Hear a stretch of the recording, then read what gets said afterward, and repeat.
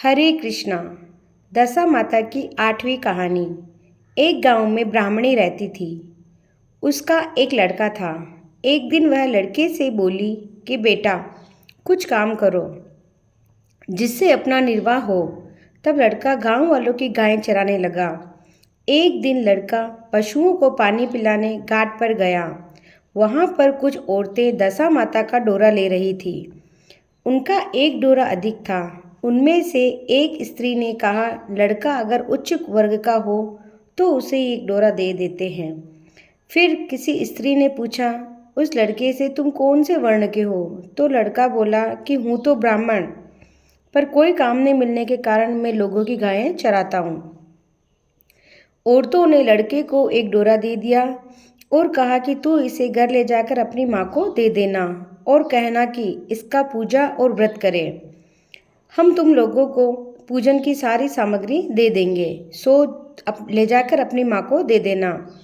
लड़के ने डोरा ले गया। फिर सब स्त्रियों ने उसे पूजन का सामग्री भी दे दी। लड़का उस सामान की गठरी बनाकर घर आया। लड़के की बुढ़िया को सब हाल बताकर दशा माता रानी का डोरा और सामान दे दिया। उस ब्राह्मणी ने डोरे को प्रेम पूर्वक लेकर माथे से लगाया। उसी दिन वह व्रत करने लग गई। 9 दिन तक कथा कहानी कहती रही। 10वें दिन उसने डोरे के पूजन की तैयारी की। वह देहरी के बाहर लीप रही थी। तभी एक बूढ़ी दरिद्र औरत उसके घर के बाहर आई और क्या कहती हो बहन? वह बोली, आज मेरे दशा रानी का पूजन है। तब दशा रानी के यहाँ कुछ बहुत लीप रही हूँ, पूजा करने जाऊंगी। तो उस औरत ने बोला बाहर खड़ी कि मुझे प्यास लगी है, थोड़ा पानी पिला दो। तब बुढ़िया ने कहा, तुम जरा ठहरो, कटोरी ढूंढ कर पिलाती हूँ और तुमको पानी लेके आती हूँ। बुढ़िया कटोरी लेने अंदर गई। तब एक वो मैली कुचेली बुढ़िया जो स्वयं दशा माता थी, उसके परिंदे पर एक सोने का घड़ा रखकर अंतर्ध्यान हो गई। ब्राह्मणी कटोरी लेकर जो ही परिंदे के पास गई, वहां उसने सोने का घड़ा देखा तो घबरा गई और मन में सोचने लगी, पता नहीं ये कहाँ की बला मेरे गले आ पड़ी है। मुझे चोरी का आरोप लगेगा और बुढ़ापे में मुझ में बेइज्जत हो जाऊंगी। इसी चिंता ने बुढ़िया की खोज में बाहर निकल गई। तब उस लड़का मिला बुढ़िया को। वह बोला कि माँ तू इतनी परेशान क्यों हो रही है? तो उस माँ ने कहा कि बेटा अपने घर पर एक मेली कुचली सी बुढ़िया आई थी, वह ये सोने घड़े रख के चली गई और खुद अंतर्ध्यान हो गई। तो लड़का बोला, माँ वो और कोई नहीं थी, वो तो साक्षात दशा माता थी। उन्होंने अपन को ये घड़ा दिया है। अब जो कि फिर आवे तो उसका अच्छे से आवभगत स्वागत करना। अब बुढ़िया नदी में नहाकर आई तो सामने सोने का घड़ा भरा दिखाई दिया और उत्तम वस्त्र एक किनारे पर थे। बुढ़िया ने किसी से पूछताछ किए बिना ही वस्त्रों को पहन लिया और घड़े को हाथ में लेकर जो ही घर चलने लगी तो 4 कहार डोली लिए पहुंच गए। बुढ़िया से बोले कि यह डोली तुम्हारे लिए आई है और उसी में बुढ़िया बैठ गई।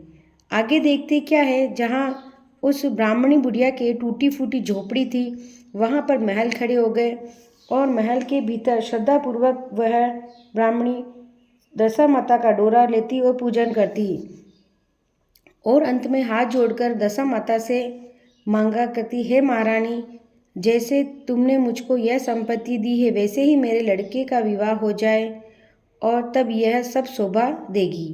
कुछ दिनों बाद लड़के का विवाह भी हो गया। बहुत ही सुंदर सुशील कन्या उनके घर में आ गई। तब बुढ़िया ने दशा माता से दूसरा वर मांगा कि जैसे मेरे बेटा बहू है वैसा ही पोता पोती होवे। कुछ दिनों बाद बुढ़िया के लड़के के लड़का हो गया।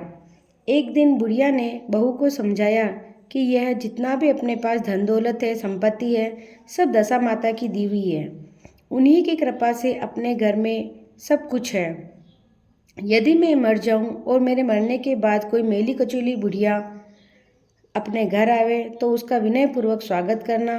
उनकी नाक बहती हो तो अपने आंचल के छोर से पोंछना और घिन मत करना। जब कभी दशा रानी के डोरे पड़े तब उनको अवश्य लेना और श्रद्धापूर्वक उन डोरों की पूजा करना। जब कभी तुम पर कोई संकट आवे तब सुहागिनों को न्योतना। दशा रानी की कृपा से तुम्हारी सब इच्छाएं पूरी होगी। कुछ दिनों के बाद ब्राह्मणी बुढ़िया मर गई।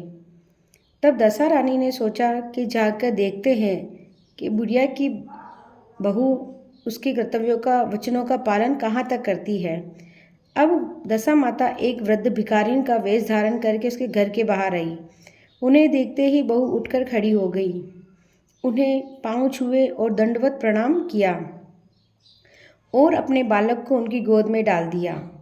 और उसकी ऐसी श्रद्धा भक्ति देखकर दशा रानी ने आशीर्वाद दिया कि तेरी धर्म बुद्धि ही भगवान सदैव तेरा भला करें और भंडार तुम्हारे घर में भरपूर रहे।